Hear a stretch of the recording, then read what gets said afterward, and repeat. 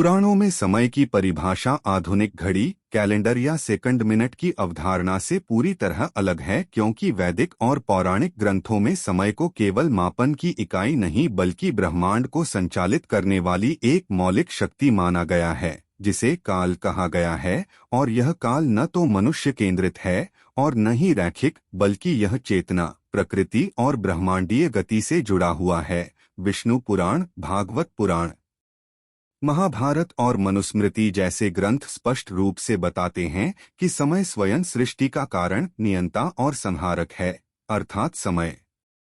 किसी घटना के कारण नहीं चलता बल्कि घटनाएं समय के भीतर घटती हैं। जबकि आधुनिक समय धारणा में समय को एक न्यूट्रल बैकग्राउंड माना जाता है जिसमें घटनाएं होती हैं। वैदिक टाइम सिस्टम में समय को सापेक्ष, रिलेटिव माना गया है, यानी अलग अलग लोगों, चेतनाओं और अस्तित्व स्तरों पर समय की गति अलग अलग होती है।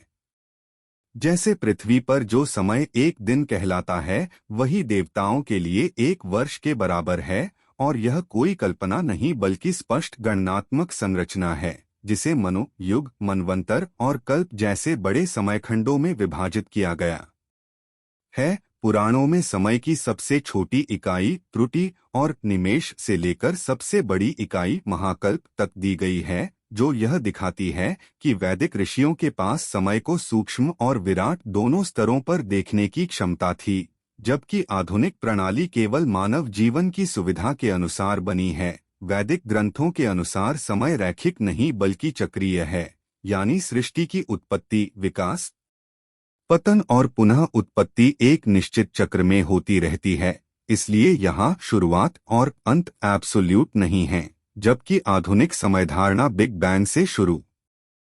होकर एक संभावित अंत की ओर जाती हुई रैखिक सोच पर आधारित है। भागवत पुराण में समय को भगवान का स्वरूप कहा गया है, जिसका अर्थ यह है कि समय स्वयं चेतन है और प्रकृति के 3 गुणों सत्व, रजस और तमस को सक्रिय करता है। इसी कारण अलग अलग युगों में मनुष्य की चेतना, आयु, बुद्धि और सामाजिक संरचना बदलती रहती है। जबकि आधुनिक समय में समय को नैतिक या चेतन तत्व से अलग करके देखा जाता है। वैदिक टाइम सिस्टम में समय ऑब्जर्वर डिपेंडेंट है, अर्थात जो जिस चेतना स्तर पर स्थित है उसके लिए समय की अनुभूति वैसी ही होगी। यही कारण है कि देव, ऋषि, पितरी और मनुष्य सभी के लिए समय की गणना अलग अलग बताई गई है। और यह अवधारणा आधुनिक भौतिकी की टाइम डायलेशन से आश्चर्यजनक रूप से मेल खाती है, जहां गति और गुरुत्वाकर्षण के अनुसार समय बदलता है। पुराणों में समय केवल भविष्य जानने या तिथियां तय करने का साधन नहीं बल्कि कर्म के फल को व्यवस्थित करने वाली व्यवस्था है, क्योंकि हर कर्म का फल एक निश्चित काल में ही प्रकट होता है, न उससे पहले न बाद में। और यही कारण है कि समय को न्यायकारी शक्ति भी माना गया है। आधुनिक टाइम सिस्टम जहां उत्पादन, कार्य और दिनचर्या को नियंत्रित करने के लिए बनाया गया है, वहीं वैदिक टाइम सिस्टम जीवन, मृत्यु, पुनर्जन्म, चेतना और ब्रह्मांडीय संतुलन को समझने का उपकरण है। इसलिए दोनों की तुलना केवल तकनीकी नहीं बल्कि दार्शनिक स्तर पर करनी चाहिए। इस तरह पुराणों में समय की परिभाषा यह स्पष्ट करती है कि समय कोई स्थिर रेखा नहीं बल्कि एक बहुस्तरीय, सापेक्ष और चक्रीय शक्ति है, जो ब्रह्मांड के हर स्तर पर अलग अलग गति से कार्य करती है। और यही कारण है कि वैदिक टाइम सिस्टम आधुनिक समय धारणा से पूरी तरह अलग, गहरी और व्यापक दिखाई देता है। पुराणों में एक दिन हजारों साल की अवधारणा कोई प्रतीकात्मक या काल्पनिक बात नहीं है, बल्कि यह एक सुस्पष्ट, गणितीय और शास्त्रीय रूप से परिभाषित टाइम सिस्टम का परिणाम है, जो मनुष्य और देवताओं के अस्तित्व स्तर के अंतर पर आधारित है। वैदिक और पौराणिक ग्रंथों में समय को केवल घड़ी या कैलेंडर की इकाई नहीं माना गया, बल्कि उसे चेतना, आयु, ऊर्जा और लोक, रियल्म के अनुसार विभाजित किया गया है।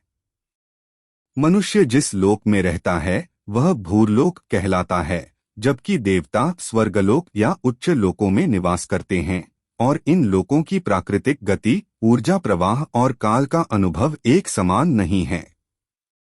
विष्णु पुराण, भागवत पुराण और मनुस्मृति जैसे ग्रंथ स्पष्ट रूप से बताते हैं कि देवताओं का समय मनुष्य के समय से कई गुना अधिक विस्तारित है। और इसी कारण देवताओं का एक दिन मनुष्यों के कई वर्षों के बराबर होता है।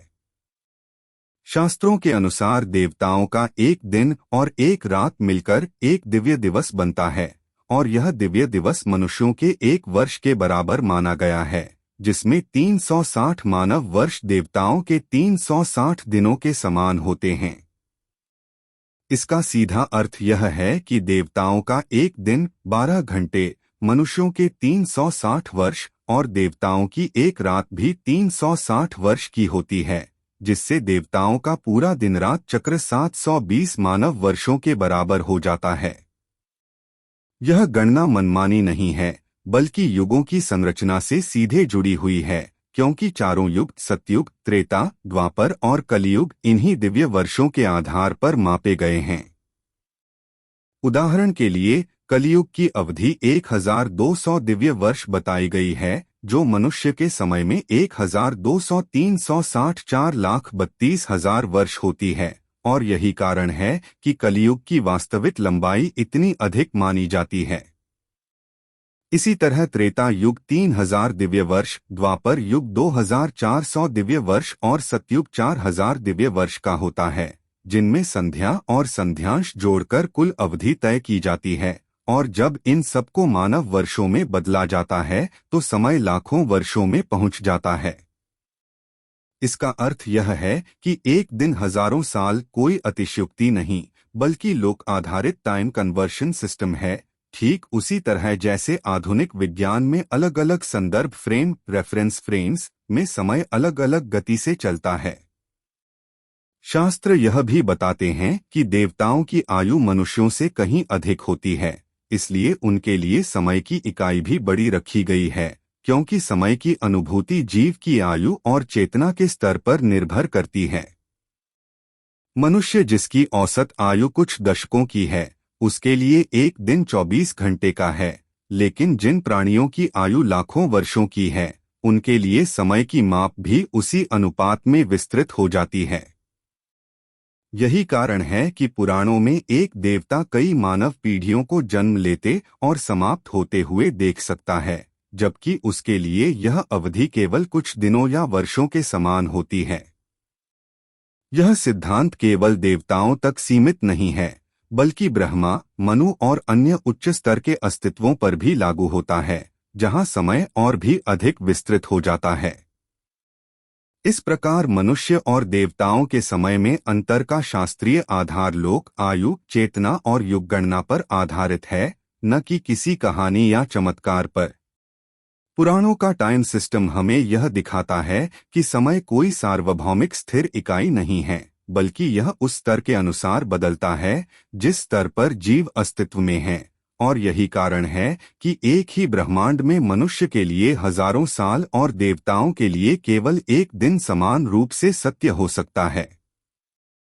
देवताओं का एक दिन कितना लंबा होता है, यह प्रश्न तभी सही तरह समझ में आता है जब हम वैदिक और पौराणिक समय गणना की पूरी संरचना को क्रमबद्ध और गणितीय दृष्टि से देखें, क्योंकि पुराणों में समय किसी कल्पना या कथा का विषय नहीं बल्कि स्पष्ट इकाइयों में विभाजित एक सुव्यवस्थित प्रणाली है, जहां सबसे छोटी इकाई क्षण, लव, मुहूर्त से शुरू होकर युग, मनवंतर और कल्प तक जाती है। शास्त्रों के अनुसार देवताओं और मनुष्यों का समय एक ही पैमाने पर नहीं चलता, क्योंकि दोनों की जीवनअवधि, चेतना स्तर और कार्यक्षेत्र अलग हैं। इसी कारण मनुष्य का जो एक वर्ष है, वही देवताओं के लिए एक दिन और एक रात के बराबर माना गया है। इसे मनुस्मृति, विष्णु पुराण और भागवत पुराण में स्पष्ट रूप से बताया गया है कि देवताओं का एक दिन मनुष्यों के 360 वर्ष, जिसमें उत्तरायण देवताओं का दिन और दक्षिणायन उनकी रात होती है। अब यदि हम इसे आगे बढ़ाएं तो देवताओं के समय में भी युगों की गणना होती है, जहां 4 युग, सतयुग, त्रेतायुग, द्वापर युग और कलियुग निश्चित वर्षों में विभाजित हैं। सतयुग 17,28,000 वर्ष, त्रेता 12,96,000 वर्ष, द्वापर 8,64,000 वर्ष और कलियुग 4,32,000 वर्ष का होता है। इन चारों को मिलाकर एक महायुग बनता है, जिसकी कुल अवधि 43,20,000 मानव वर्ष होती है, और यही संख्या आगे चलकर ब्रह्मांडीय समयगणना की आधारशिला बनती है। शास्त्रों के अनुसार देवताओं का एक दिन केवल युगों तक सीमित नहीं है, बल्कि मनु और मनवंतर से भी जुड़ा है, क्योंकि एक मनवंतर में 71 महायुग होते हैं,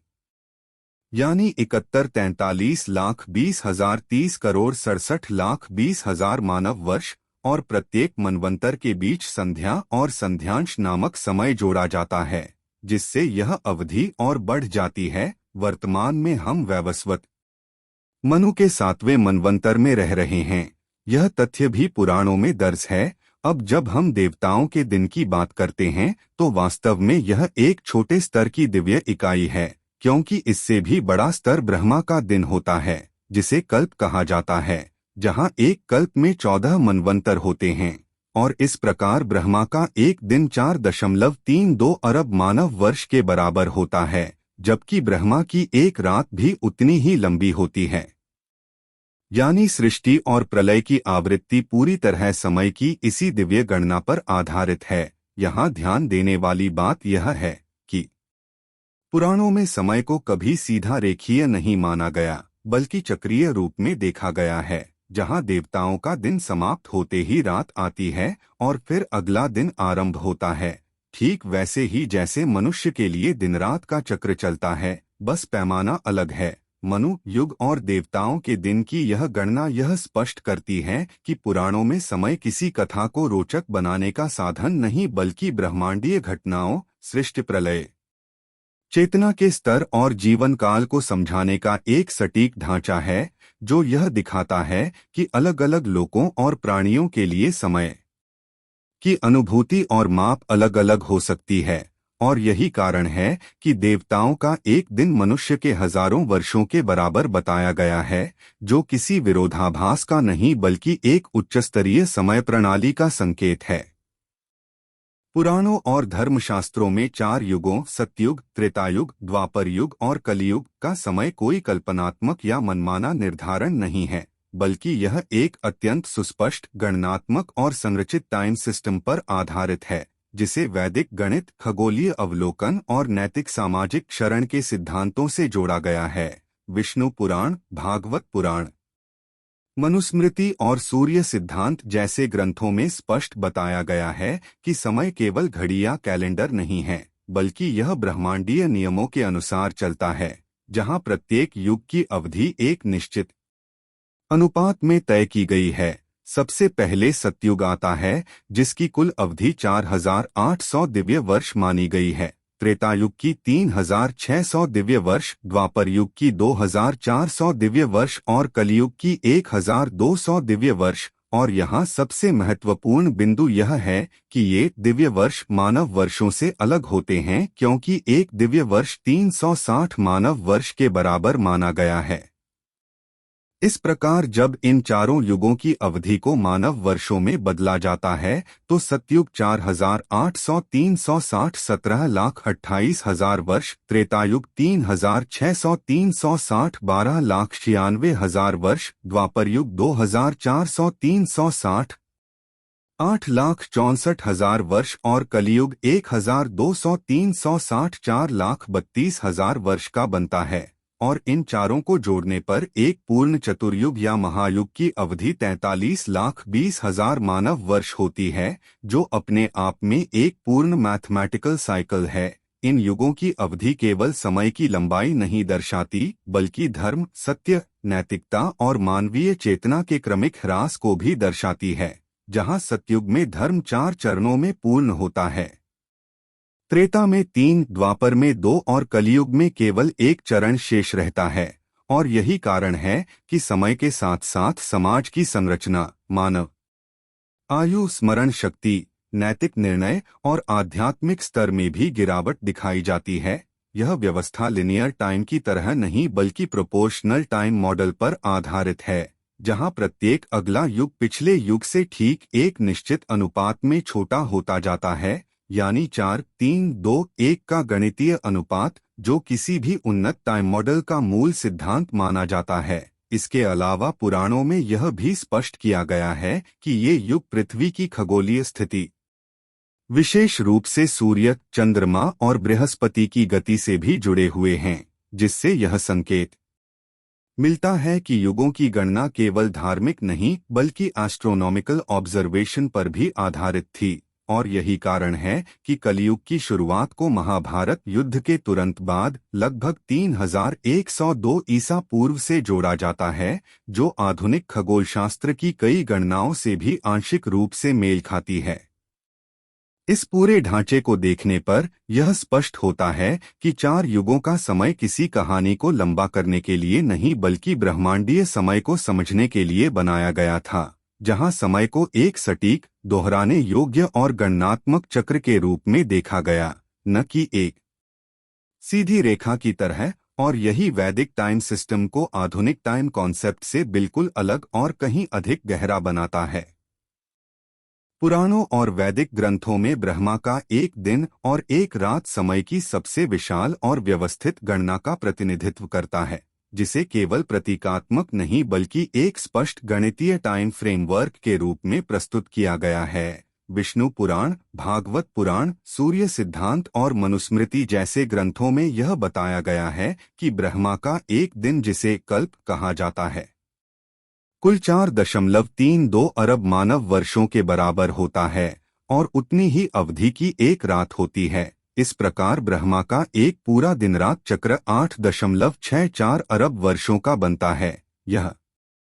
संख्या किसी अनुमान या कविता से नहीं बल्कि युगों और मनवंतरों की सटीक गणना से निकलती है। वैदिक टाइम सिस्टम में सबसे पहले 4 युगों की अवधारणा आती है। सतयुग 17,28,000 वर्ष, त्रेतायुग 12,96,000 वर्ष, द्वापर युग 8,64,000 वर्ष और कलियुग 4,32,000 वर्ष। इन चारों को जोड़ने पर एक महायुग बनता है, जिसकी कुल अवधि 43,20,000 वर्ष यानी 4.32 मिलियन वर्ष होती है। इसके बाद 71 महायुग मिलकर एक मनवंतर बनाते हैं और हर मनवंतर के बीच संध्या और संध्यांश नामक संक्रमण काल जोड़े जाते हैं। इस प्रकार कुल 14 मनवंतर मिलकर ब्रह्मा के एक दिन यानी एक कल्प का निर्माण करते हैं। जब इन सभी मनवंतरों, संधियों और संक्रमण कालों की गणना की जाती है तो कुल समय 4.32 अरब वर्षों तक पहुंचता है, जो दर्शाता है कि यह संख्या मनमानी नहीं बल्कि एक लेयर्ड गणितीय संरचना का परिणाम है। ब्रह्मा की रात को प्रलय की अवस्था कहा गया है, लेकिन यह पूर्ण विनाश नहीं बल्कि कॉस्मिक डिसोल्यूशन है, जिसमें स्थूल ब्रह्मांडीय गतिविधियां रुक जाती हैं और सृष्टि संभावनाओं की अवस्था में चली जाती है और अगली सुबह यानी अगले कल्प में पुनः सृजन प्रारंभ होता है। महत्वपूर्ण बात यह है कि इस पूरे टाइम मॉडल में कहीं भी मानव केंद्रित दृष्टिकोण नहीं है, बल्कि समय को एक कॉस्मिक स्केल पर मापा गया है, जहां पृथ्वी, मनुष्य और सभ्यता केवल एक छोटे से खंड के रूप में आते हैं। आधुनिक विज्ञान में भी जब कॉस्मोलॉजिकल टाइम की बात होती है तो अरबों वर्षों की गणना की जाती है। जैसे पृथ्वी की आयु लगभग 4.54 अरब वर्ष मानी जाती है, जो वैदिक कल्प अवधि के बहुत करीब है। हालांकि दोनों प्रणालियां अलग अलग पद्धतियों से विकसित हुई हैं। वैदिक ग्रंथों में समय को लिनियर नहीं बल्कि साइक्लिक माना गया है, जहां ब्रह्मा का एक दिन सृष्टि का सक्रिय चरण है और रात विश्राम या संकुचन का चरण। यह अवधारणा आधुनिक फिजिक्स में एक्सपांशन और कॉन्ट्रैक्शन मॉडल्स से वैचारिक स्तर पर मेल खाती है। यहाँ यह समझना आवश्यक है कि ब्रह्मा को किसी मानवीय देवता की तरह नहीं बल्कि एक कॉस्मिक प्रिंसिपल के रूप में देखा गया है, जो सृजन की प्रक्रिया का प्रतिनिधित्व करता है और उसका दिन रात दरअसल ब्रह्मांडीय गतिविधियों के औंफ चक्र हैं।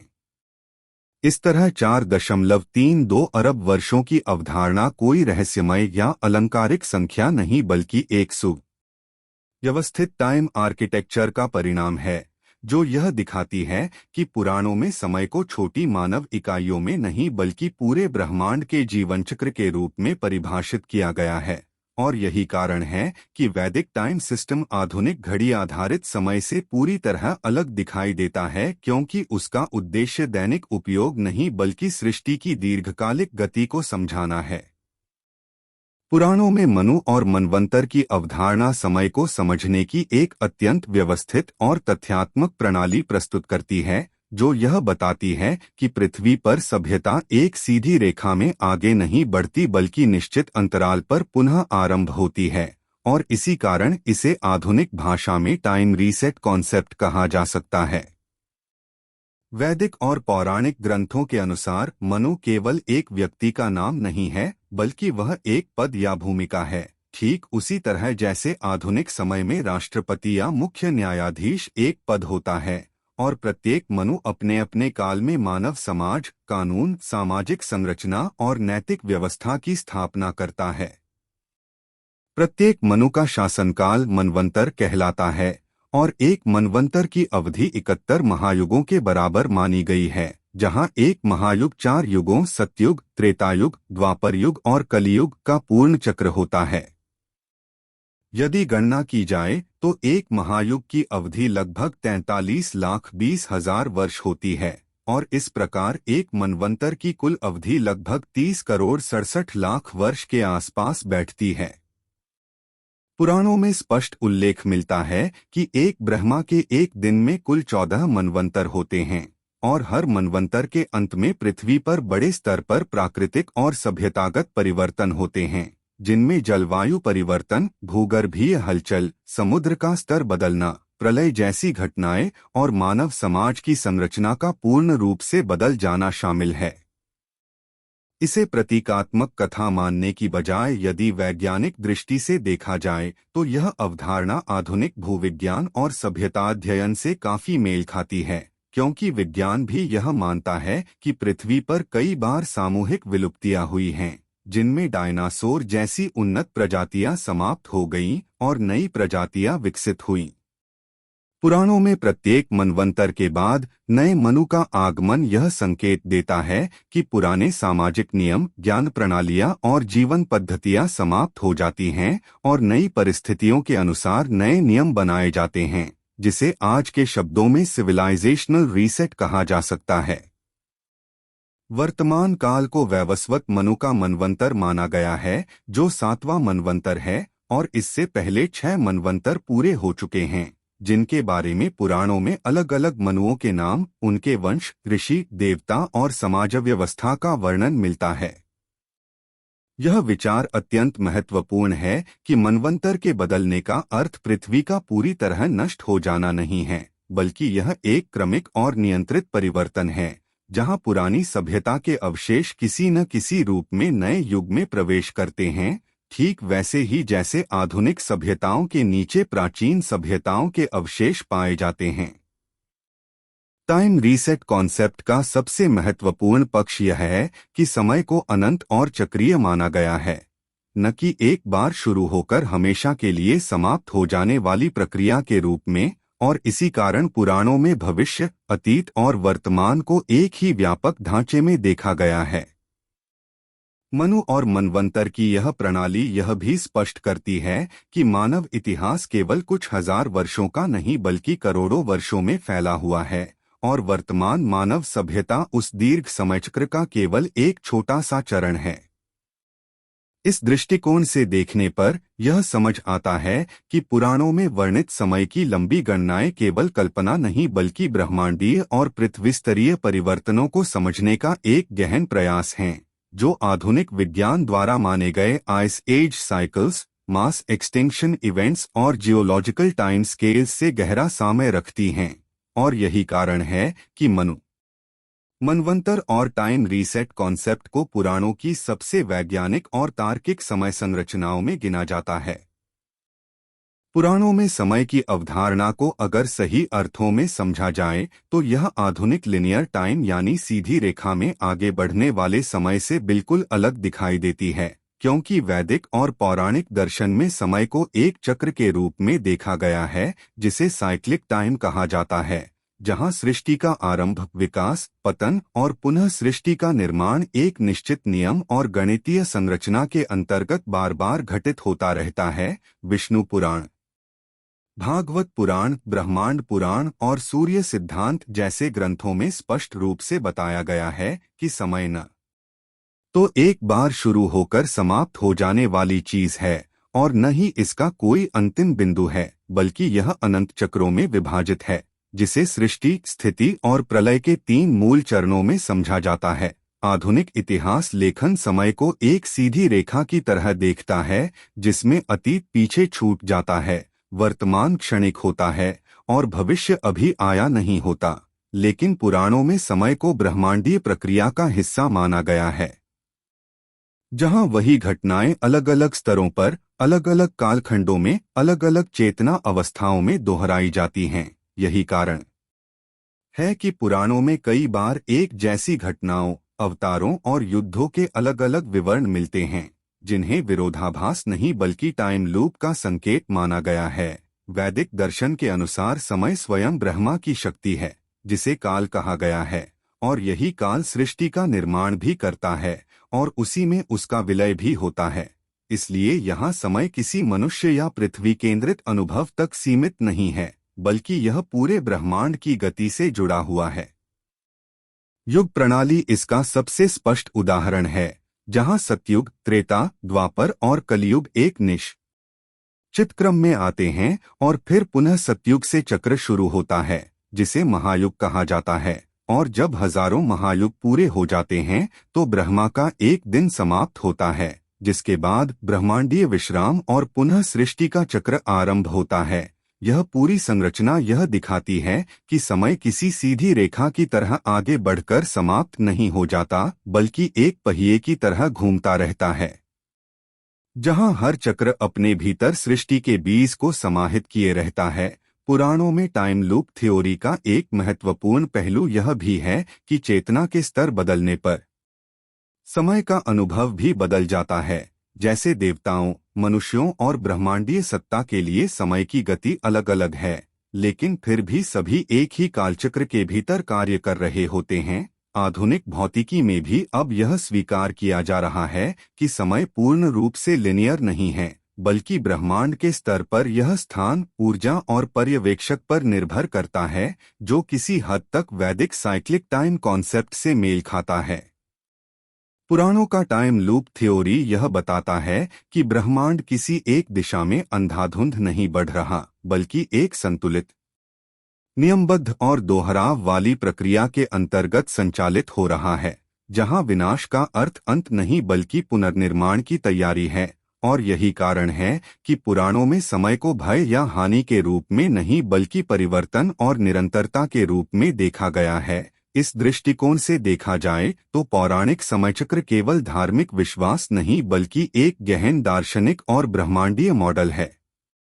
जो यह समझाने का प्रयास करता है कि अस्तित्व स्वयं एक लूप में बंधा हुआ है, जहां कुछ भी स्थायी नहीं है, लेकिन कुछ भी पूरी तरह समाप्त भी नहीं होता। और यही साइक्लिक टाइम की सबसे मूल और शक्तिशाली अवधारणा है। आधुनिक विज्ञान और पुराणों में समय की अवधारणा को जब गहराई से देखा जाता है तो यह स्पष्ट होता है कि दोनों ही समय को केवल घड़ी और कैलेंडर तक सीमित नहीं मानते, बल्कि उसे ब्रह्मांडीय स्तर पर एक सापेक्ष, विस्तारशील और पर्यवेक्षक निर्भर तत्व के रूप में स्वीकार करते हैं। आधुनिक भौतिकी में समय की मूलभूत समझ आइंस्टीन के सापेक्षता सिद्धांत से आती है, जहां यह बताया गया कि समय एक स्थिर और समान गति से बहने वाली इकाई नहीं है, बल्कि गुरुत्वाकर्षण, गति और ऊर्जा के प्रभाव से धीमा या तेज हो सकता है, जिसे टाइम डायलेशन कहा जाता है। उदाहरण के लिए, प्रकाश की गति के निकट यात्रा करने वाला कोई पर्यवेक्षक पृथ्वी पर मौजूद व्यक्ति की तुलना में समय को धीमा अनुभव करेगा। और यह सिद्धांत आज जीपीएस सैटेलाइट्स जैसी तकनीकों में व्यावहारिक रूप से सिद्ध भी हो चुका है।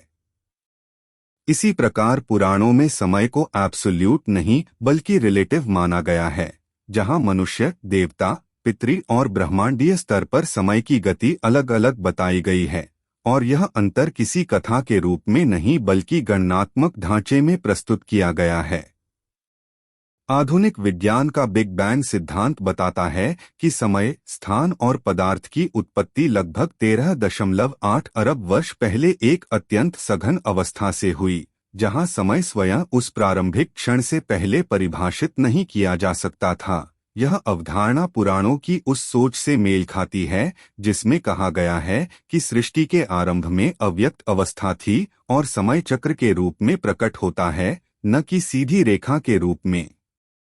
विज्ञान में कॉस्मिक टाइम की अवधारणा बताती है कि ब्रह्मांड के विभिन्न क्षेत्रों में समय का अनुभव एक जैसा नहीं हो सकता, क्योंकि वहां ऊर्जा घनत्व और गुरुत्वीय संरचनाएं अलग-अलग हैं। जबकि पुराणों में भी यह स्पष्ट किया गया है कि पृथ्वी, स्वर्ग और ब्रह्मलोक में समय का प्रवाह समान नहीं है, और यही कारण है कि मनुष्य के कुछ वर्षों को देवताओं के एक दिन के बराबर माना गया।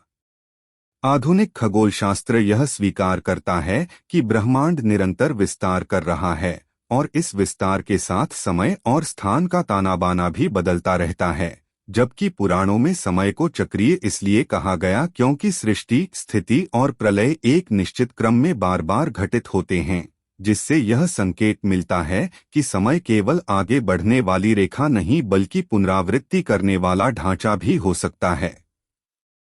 वैज्ञानिक दृष्टि से टाइम डायलेशन यह सिद्ध करता है कि अलग-अलग संदर्भ फ्रेम में समय की गणना बदल जाती है, और यही विचार पुराणों में अलग-अलग लोकों के समयमान के रूप में पहले से मौजूद है, जहां कोई भी समयमान सार्वभौमिक नहीं बल्कि सापेक्ष है।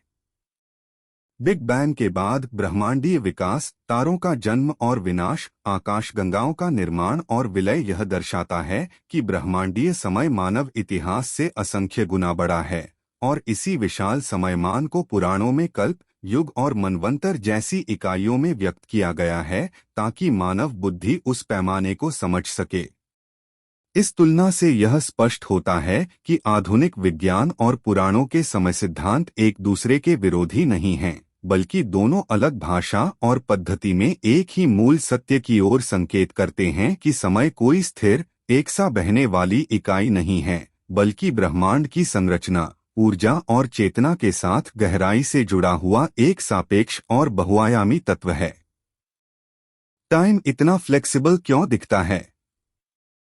ऑब्जर्वर, कॉन्शसनेस और ब्रह्मांडीय दृष्टिकोण पुराणों में समय को रिजिड और एकसा बहने वाली रेखा नहीं माना गया, बल्कि उसे ऑब्जर्वर डिपेंडेंट स्तरों में विभाजित और चेतना से जुड़ा हुआ तत्व बताया गया है। इसलिए समय अलग अलग लोकों, प्राणियों और अवस्थाओं में अलग गति से चलता हुआ दिखाई देता है। वैदिक और पौराणिक ग्रंथों में समय की परिभाषा केवल घड़ी या कैलेंडर तक सीमित नहीं है, बल्कि समय को काल कहा गया है, जो परिवर्तन की मूल शक्ति है, और यह परिवर्तन किसे कितना अनुभव होगा, यह उस ऑब्जर्वर की स्थिति, उसकी चेतना के स्तर और उसके अस्तित्व के पैमाने पर निर्भर करता है। उदाहरण के लिए मनुष्य का शरीर, उसकी इंद्रियां और उसका जीवनकाल बहुत सीमित है, इसलिए मनुष्य के लिए एक वर्ष बहुत बड़ा समय है, जबकि देवताओं का शरीर, आयु और चेतना स्तर मनुष्य से कहीं अधिक विस्तृत माना गया है, इसलिए वही एक वर्ष देवताओं के लिए बहुत छोटा अनुभव बन जाता है। यही कारण है कि पुराणों में कहा गया है कि देवताओं का एक दिन मनुष्यों के एक वर्ष के बराबर होता है। यह कोई कल्पना नहीं बल्कि ऑब्जर्वर बेस्ड टाइम परसेप्शन का शास्त्रीय मॉडल